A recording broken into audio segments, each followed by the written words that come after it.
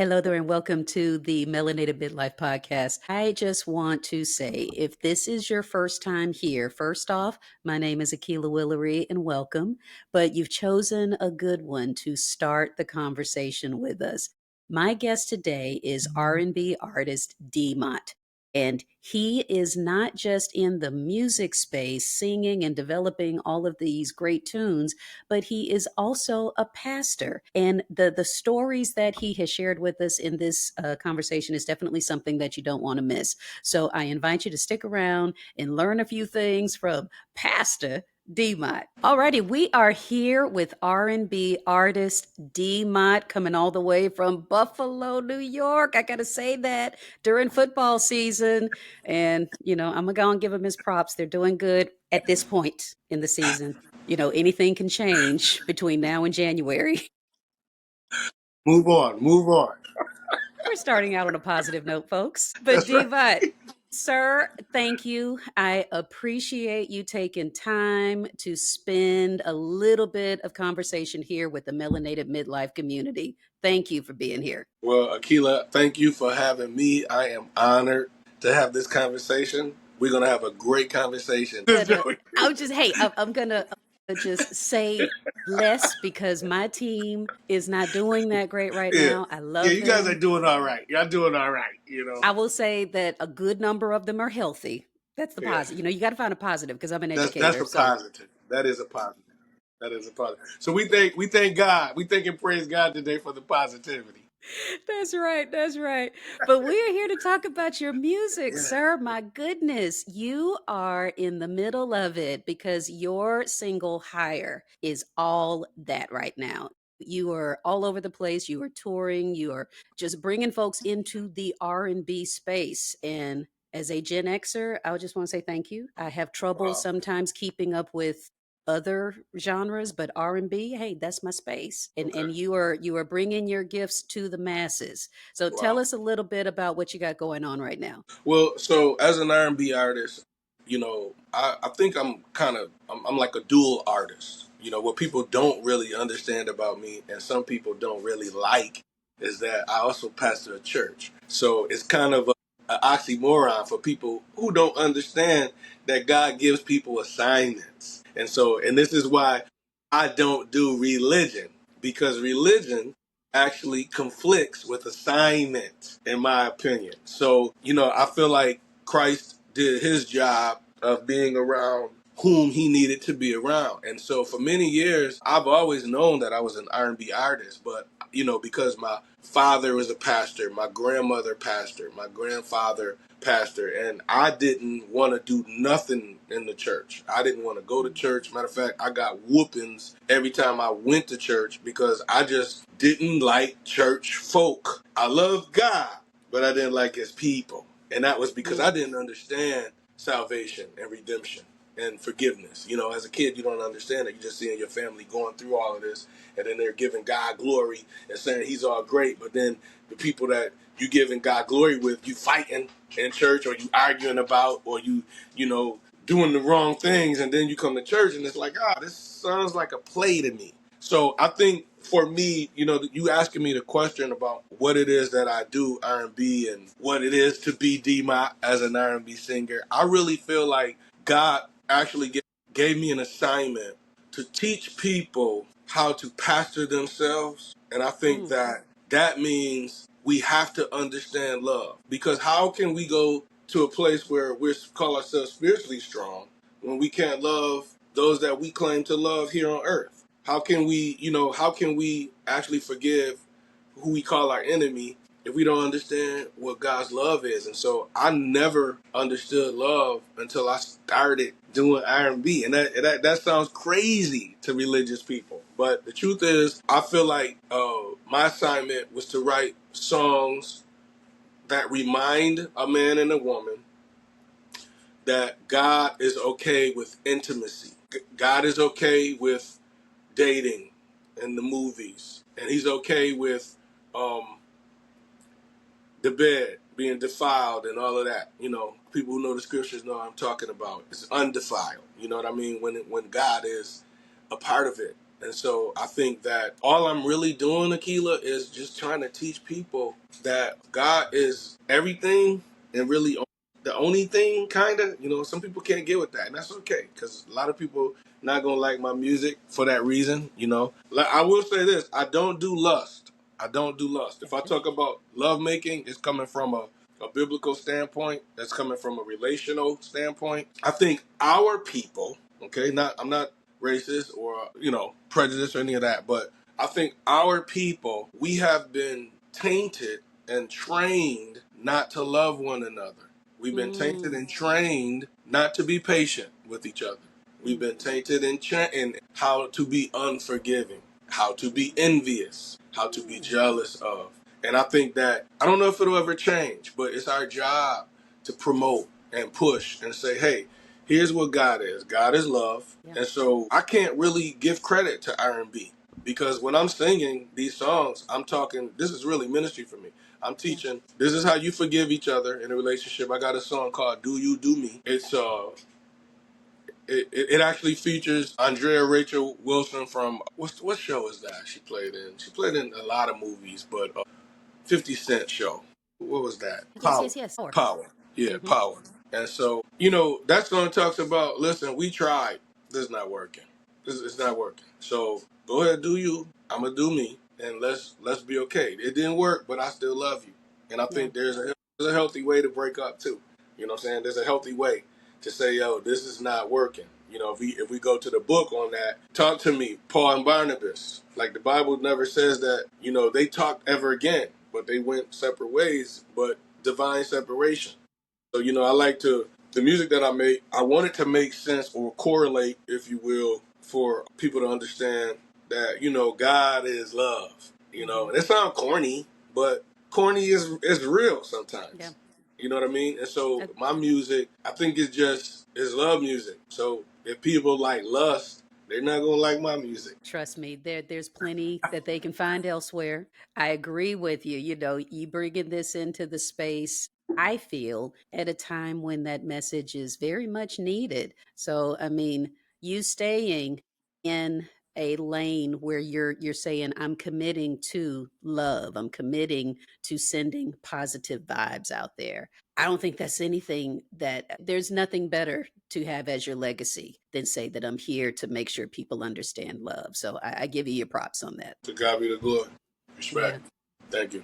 But let me also tell you, I mean, you're talking about, growing up in the church, which, that is a theme that we've heard many times before, where so many of our musical greats, they get that experience in church, whether they like it or not, because mama told you to get up there and do the song and be in the choir, all the things. And we just do it. We don't Yeah. even realize how it's influencing us, how Right.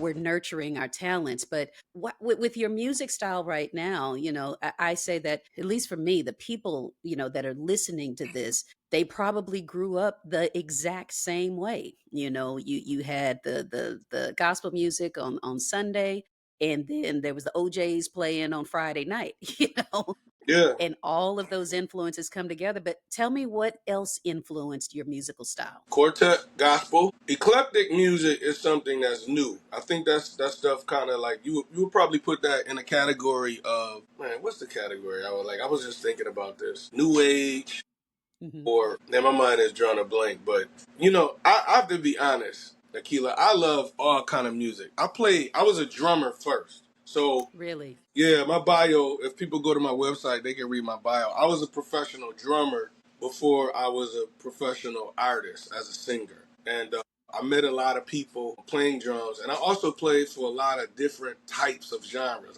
If you ask me what music do I love the best, like, ironically, it is rock. I love rock. I love to play Okay. rock music. And so I played with a Yeah. group called Ghost Runner for about 3 years. I toured with those guys. Their album was produced by Robbie Takak of the world famous Goo Goo Dolls. So I had a lot of sessions with those guys in the studio, and we got a chance to talk and kick it. Shout out to Ghost Runner, Pasco Buckley, Chris Buckley. Shout out to Robbie Takak, all the guys from the Goo Goo Dolls, Mark Hunt, everybody. I'm just shouting my boys out. People say that stuff like that can't happen because those guys are Caucasian, they're white, But music, that's what I love about music. Ironically enough, music has no color. It really, to me, it really has no genre, even though we like what we like. Music is outer space for me. Mm. So I'm influenced by a lot of different people. The artist Pink, you know, Pink Floyd. We can go back to, people don't like Elvis, but Elvis, he didn't steal anything. He was just encouraged. He was encouraged. He loved black people music. So he did it. He was successful. It wasn't his fault that he was successful. I mean, I'm sorry. I just got to keep it real. I feel like, music is something that, we shouldn't put a boundary on it. So let me say this: Sting. I love Okay. Sting. That group, the Police. I Yes. love Lopper, Gap Band, bluegrass artists, Coco Taylor. Mm. I listen to all of this type of stuff. So I don't dislike music like heavy metal. I'm not really feeling that, or music where they screaming and I don't understand it. But it's music. So all music is not light.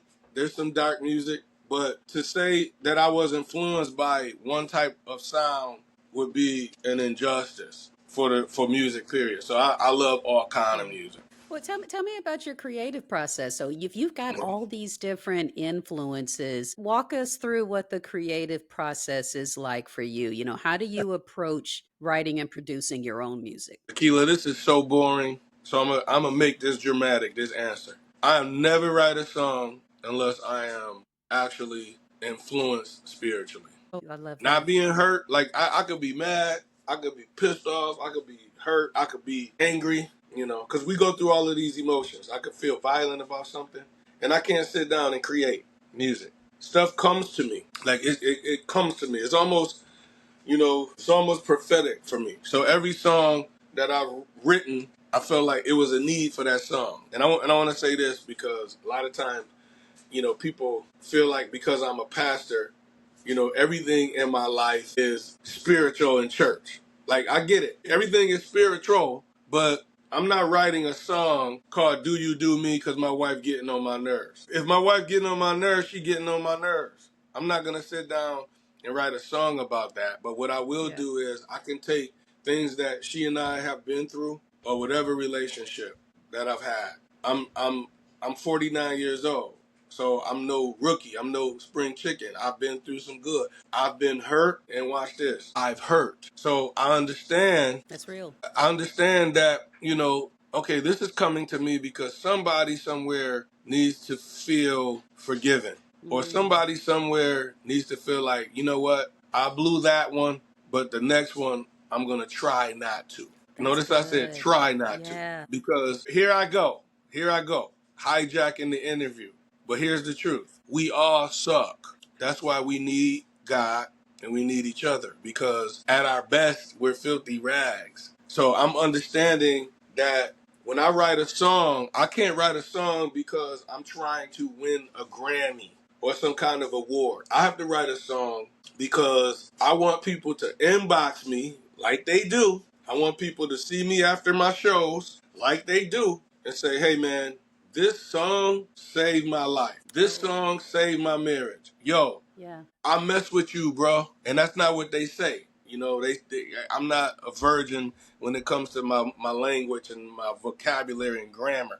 So I'm not afraid of people when they talk how people who don't necessarily feel like religion has to control their lives, they're able to talk to me and then they find out, yo, you a pastor. Okay, my fault. But here's what I'm saying, bro. Like, I rock with you because, like, you are honest mess up.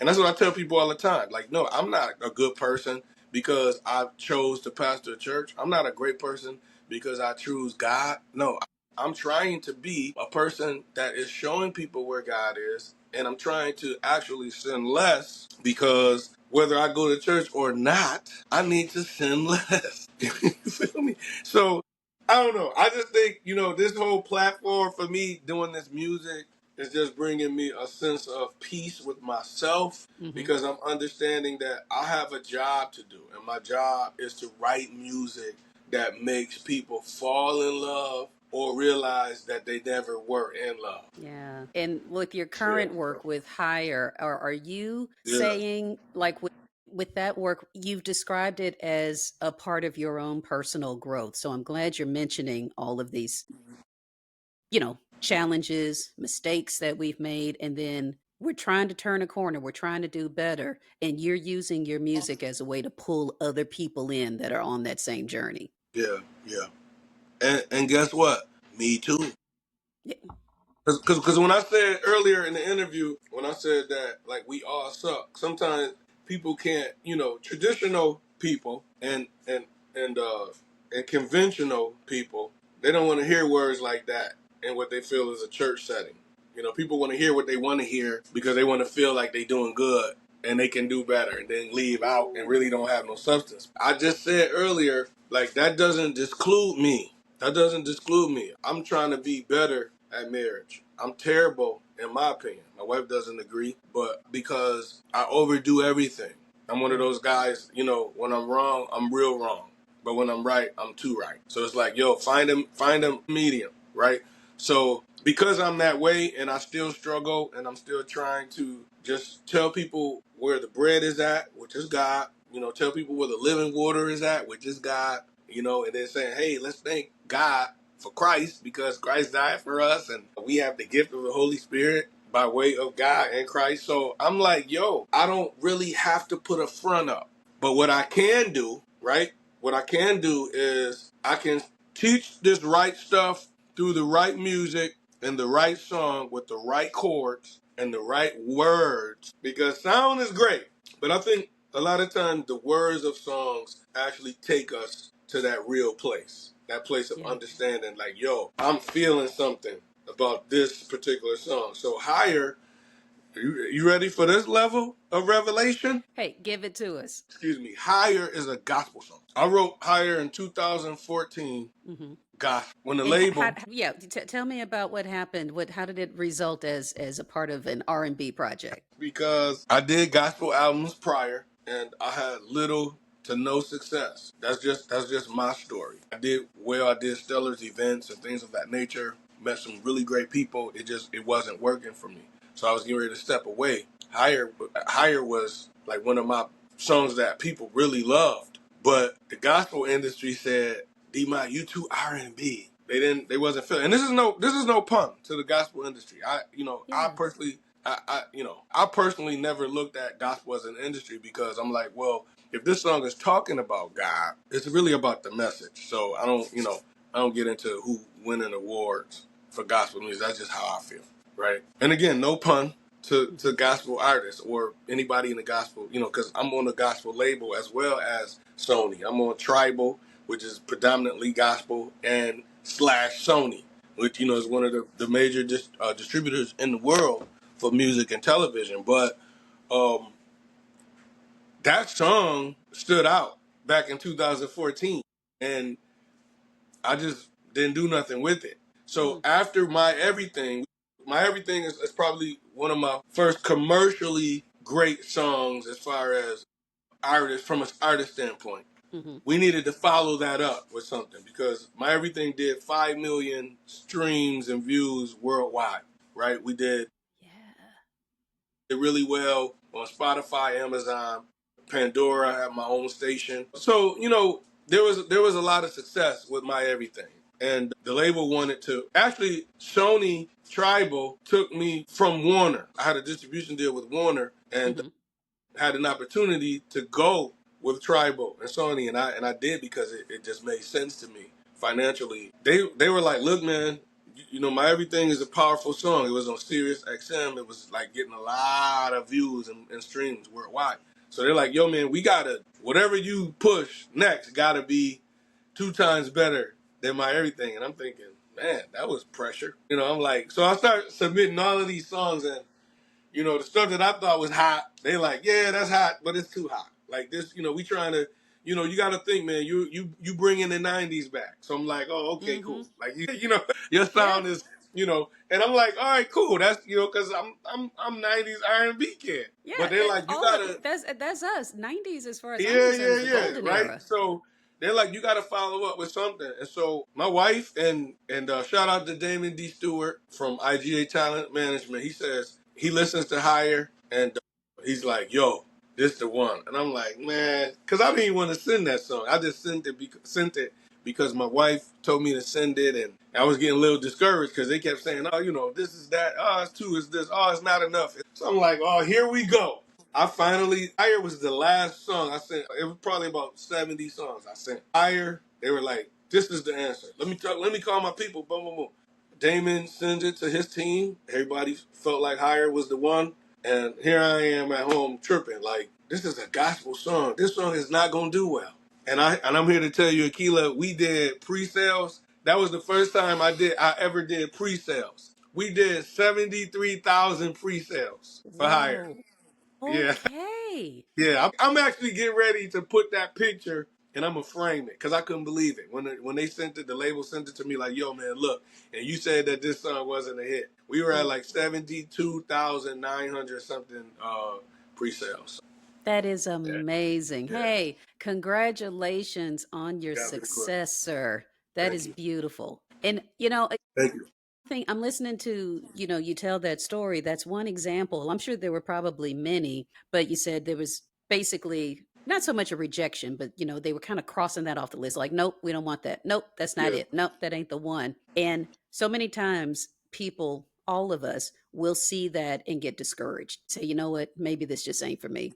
Maybe I'm the problem, whatever. It's basically all of those no's were being cleared out of the way because there was a yes. There was something that needed to be revealed. And you had to get all those other things out of the space in order to make room for the one. And Higher ended up being the one for you. I'm sitting here to be honest, listening to you talk, and my mind was going off because I really didn't want to drop that song. I just didn't. But Yeah. it worked out that way. And so for me, I'm one of those guys, when it happened good for me, or even if it happened bad and I get through it, to God be the glory. So Yeah. thank you. That's right. That's right. It's all a part of the journey. And so, you like professionally, this has been you for a good decade. I know you say Yeah. that informally that you were influenced by what was going on in your parents' church and within the church community. But I mean, what have been some of the milestones in this musical career of yours? Well, let's start with Higher. So Higher has been submitted to the Grammy Academy. At first, they wanted to do 3 submissions, but you can only do 2. Okay. So we're up for 2 Grammy submissions. We'll find out if I'm actually going to be Grammy nominated really That's soon. So, wonderful. and that's just for Higher. I'm elated. I get overwhelmed when I talk about Higher because if I was in myself in my flesh, I would have never listened to my wife. I wouldn't have listened to them. I'm like, nah, man, this is a gospel song. No one's gonna buy it. But I learned a lesson in that, and that lesson was I don't know it all. I don't. Say that again. I'll say it again. I don't know it all, and so Yes. we feel like we do, but we don't. And that's what a team is for. And so the older I get, the more I realize that I don't know it all.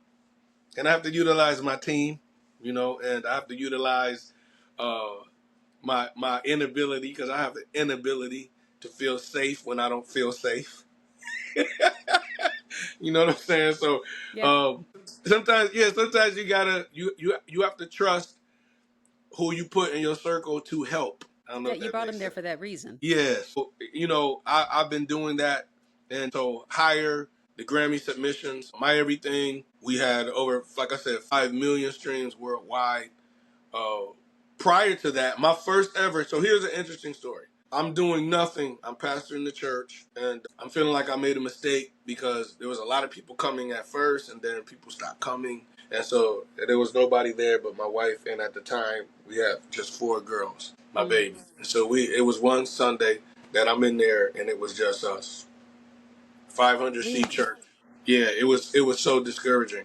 And so I went home and my wife was cooking dinner and I just went in bed and I was just depressed. I'm like, God, Mm. I don't think you told me to do this. Like I'm lying. This is not you. So I'm like really depressed and Yeah. I felt like going to sleep, and never waking up. Like, that's how depressed I was. And so, about 20 minutes later, I'm watching TV, and something came over me to pick up the phone and call a guy by the name of Parrish Smith. Shout out to Parrish Smith, filmmaker, originally from Jersey. He's in the DC area now. He did a lot of great movies. The Scroll movie, Mecca comedy with Dave Chappelle, Martin Lawrence, Wanda Sykes. So this I'm going back. This is a long time ago. Like I don't even remember what year it was, Akila. It was like Gotcha. 2012 or something. Yeah. And so he had previously hired me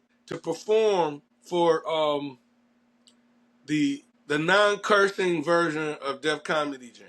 It was a positive comedy, right? So, but there's a lot of comics who were on like Def Jam and stuff like that. That was a part of it. So I performed, and I thought I did real good. And after I performed, backstage, he pays me, and he's like, "Yeah, man, great job. We took a picture," and he was walked away. And I'm like, "Yeah, he wasn't feeling me," Uh-huh. One of those kind of stories. And so I hadn't spoken to him for about 2 or 3 years after that performance. And so Holy Spirit said, pick up the phone and call Parrish Smith. Now I'm depressed as ever. I'm like, I'm ready to be honest. I feel like I just don't want to be here. I'm like, man, nothing ever works for me. This is a mistake. I left a really prominent ministry because I felt like God told me to do this. And so I'm just depressed. So after about an hour, I pick up the phone, Akila. I call him and I'm like cringing. Like, what am I going to say? What am I going to say? This dude picks up the phone on the first ring and he's like, D-Mock, I was just talking about you. I promise you. I promise you. I was just talking about you. So listen, I'm doing this movie. I told them I got an artist from Buffalo that I'm really feeling this dude. And I think, he would be great for the soundtrack. And so I'm like, No. yo, this really happened. So I'm like, I pop up out the bed and he's like, yo, here's what the movie is about. T.D. Jakes is in it. All of these, Martin Luther King's daughter, before she passed away, God rest her soul. It's just a lot of today's leading leaders. And he's like, I need a song. So he's like, man, you got like, I hate to put this crunch on you, but you got like 2 days to submit a song. I'm like, bet. Click, get off the phone, call up my guy. Shout out to Jesse Ray Miller, who's in Houston, Texas. I picked up the phone, called him. We got with each other the next day, did a song called God is the Way, submitted the song. He calls me at 2 in the morning the following day. D-Mock, this is the song. We're going to choose this song for the soundtrack. So now I'm feeling up. I'm excited. Shout out to you, Parrish. Parrish, you did that. That gave me life, bro. So to God be the glory for that. But Absolutely. so God is the Way was on a movie soundtrack. The movie is called The Scroll movie, right? It was on everywhere. Netflix, all of them play. It was everywhere. So then I do a song called Angel. Now here's what happened with Angel. Quick, I'll give you the quick version. I stopped doing gospel. I was like, I don't want to do music anymore. So I can't do anything else. So I'm just gonna sporadically play drums. So I'm doing nothing. And then one day I heard the Holy Spirit say, write a song about the love that a man want to share for a woman that he really loves. I didn't hesitate. I jumped up, wrote Angel. I called a guy from Detroit. Shout out to Darren Diggy Simpson. Darren Diggy Simpson from Detroit. That's my guy. Called him. I said, dude, I got to write an R&B song. He laughed at me. He was like, yo, you serious, D? I'm like, word. Here's the words. Sent him the words. He came up with the track. I went to Detroit. When he finished the track, we finished that song in one take. Whoa. And then I just started, I promise you, when he mixed and mastered it, I called 7 DJs around the country. 7 DJs. I called 7 DJs. Sent them that song. The next thing I know, 3 months after that, I'm getting text messages on a Sunday morning. I'm preaching. My phone is going crazy. I'm utilizing my phone to preach. So I can't put it on airplane mode. You feel me? So I'm trying to go through my notes, Aquila, and it's boom, boom, boom, boom, boom, boom, boom, boom, boom. Like, people sending me messages. Shout out to Juan and Kayla Baxter. Those bastards. Those my peoples right there. They're like, DJ personalities in Atlanta, Georgia, by way of Philly. Nice. He's texting me 2 and 3 times. Yo, congratulations. Why you didn't tell me you had a song out? I'm like reading these. I'm like, congratulations. Then shout out to my guy Christopher King from Alabama, Gospel Grind Radio. He shoots me a text on a Sunday. I know it's real. He in the church. So I'm like, yo, this dude, like, what is he talking about? Congratulations. So I get out of church, man, and I'm like scared. I'm hesitant to call people because I'm like, yo, what are they talking about? Right, And I right. called everybody back, and they were like, congratulations, man. You like 147 on the Billboard chart. And I was like, Oh, I couldn't believe it. that's beautiful. I'll never forget that number, 147. I cracked the top Yes. 200 at 147.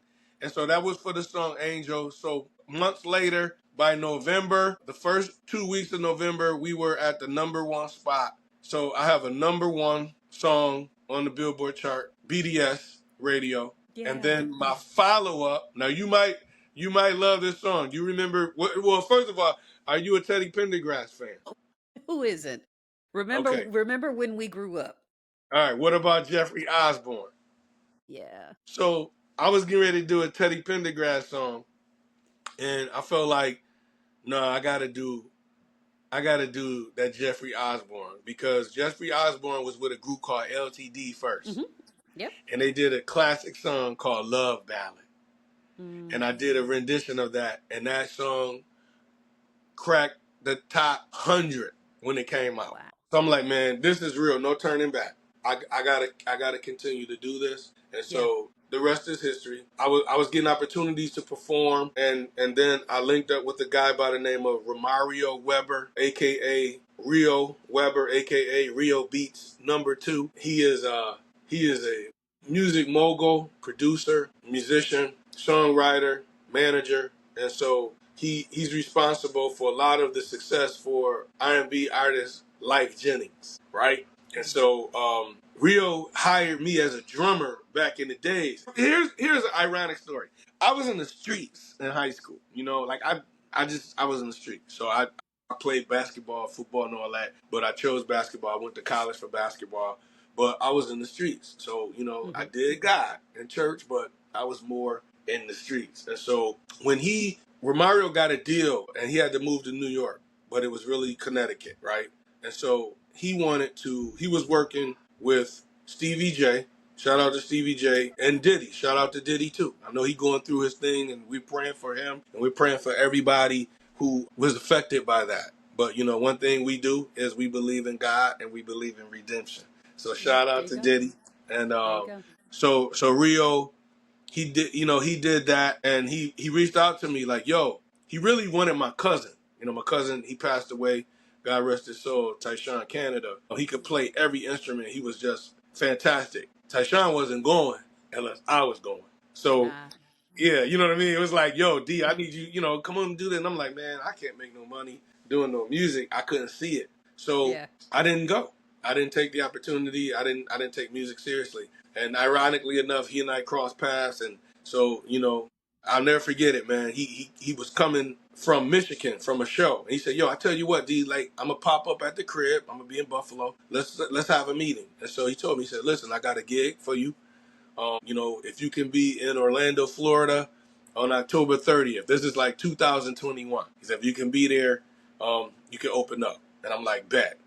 Got my ticket. Got my hotel, and it was at the House of Blues in Orlando, and Yeah.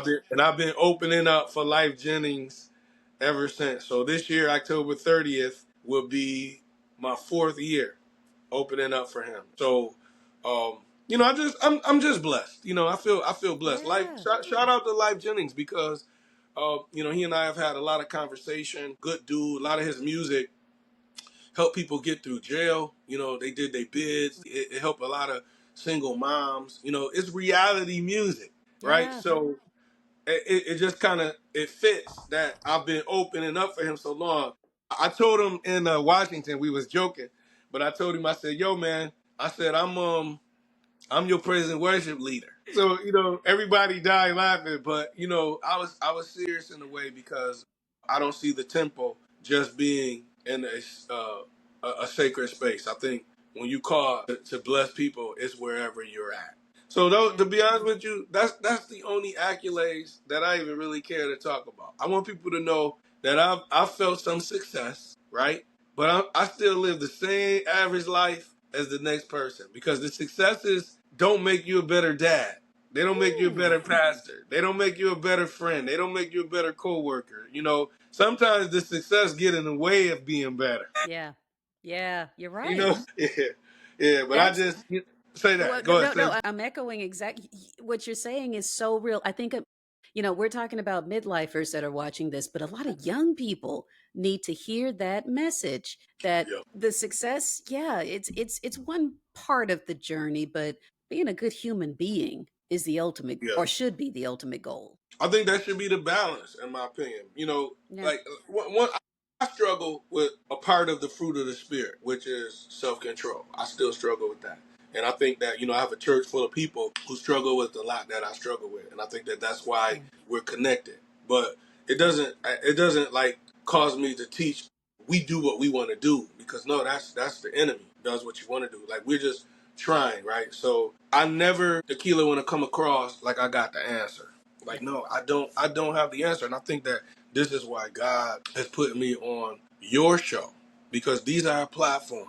And the platform is for me to say, listen, I'm not embarrassed because I'm not a part of organization and religion. I don't think that is biblical. So I take a lot of flack from local and global leaders because I don't want to be a part of an organization. Because if you telling me what to do, then what is God telling me to do? Oh, I don't yeah. I don't want to follow your rules. Mhm. I don't want to go to church because you telling me to. Yeah. You know what I'm saying? And really, I don't preach out a lot either, because I feel like my job is to preach and teach at the Remnant House Outreach Church, aka the Rock Movement, Buffalo, New York, where the pastor is me, D-Ma. And we just believe that we don't have the answers, but God does. So our mission statement is we're just trying to touch the heart of God emphatically. You know what I'm Yeah. saying? And that is about forgiveness, it's about love, and it's about redemption. And so therefore, if people don't believe in redemption, Hmm. they don't believe in Jesus Christ. And if you don't believe in Jesus Christ, I don't really care to be around you at all, because we're going to Period. clash. So, but these are, midlife stuff we talking about. I love being on this show because, well, podcast, well, show. Let's say that, because Yeah. you're gonna be on, We'll take it. yeah, you're gonna be on TV and all of that soon. So let's archive this so you can utilize this interview. Right. We go do it. I'll take it. To God be the glory. But in all honesty, I'm learning a lot.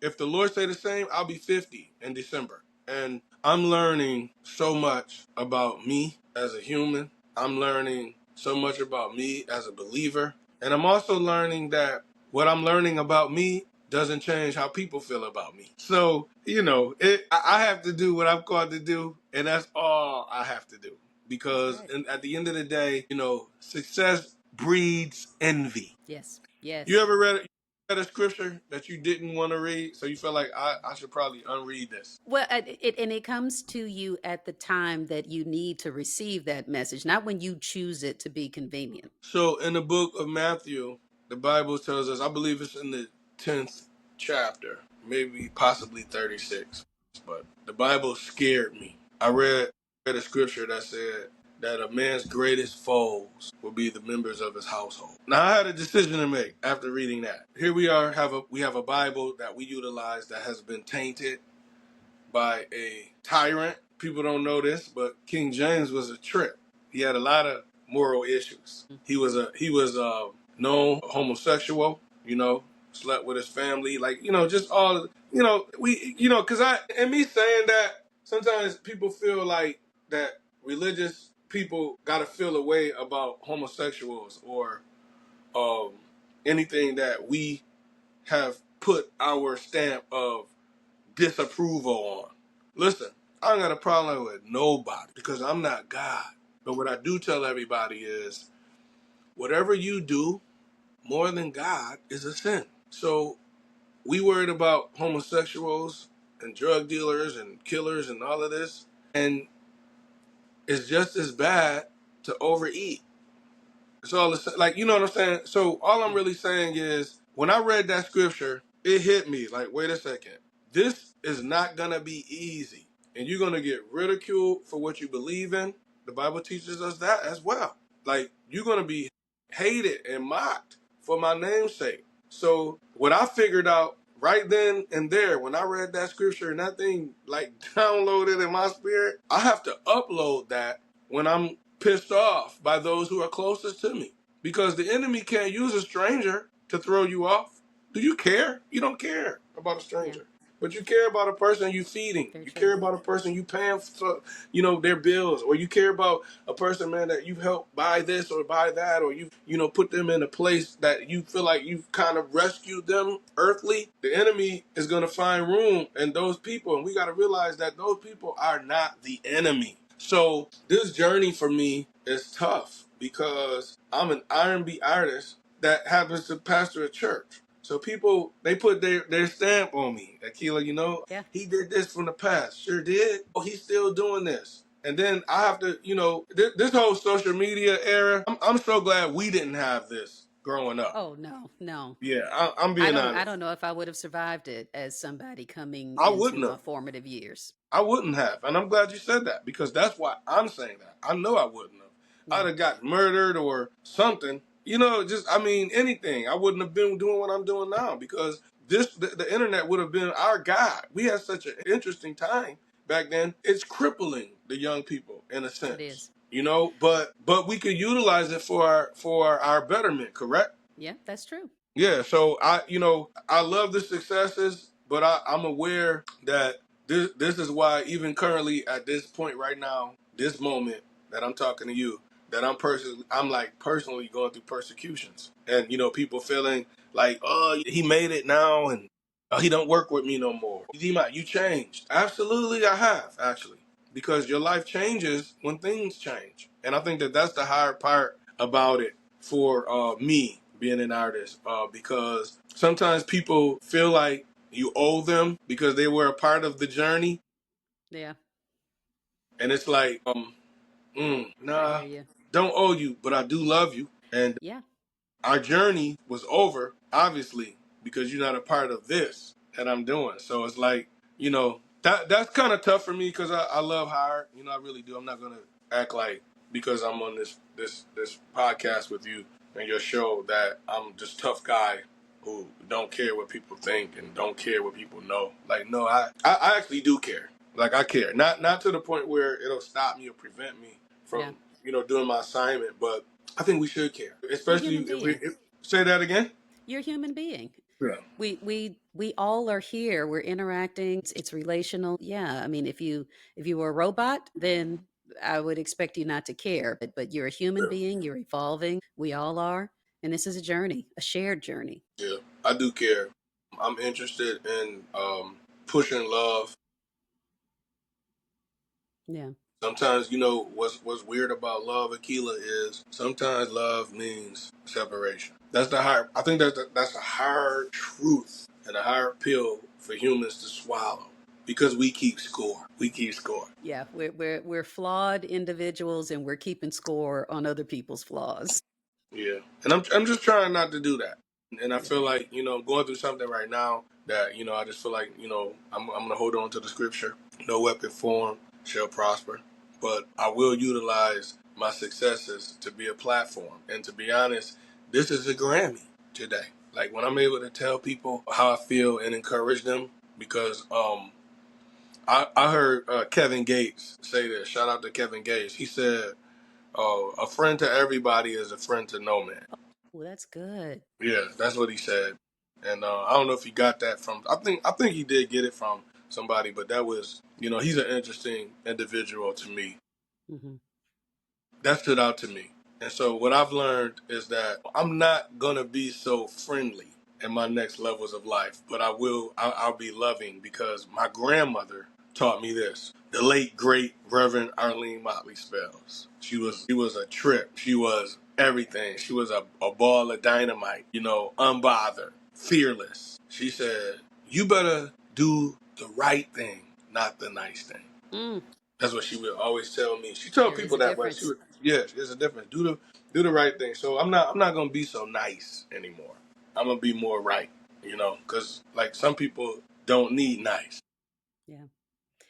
I hear You know you. what I I mean? hear So you. they just need right. And so, right doesn't mean you got to be loud and cussing people out. Like, no, right is a state of being.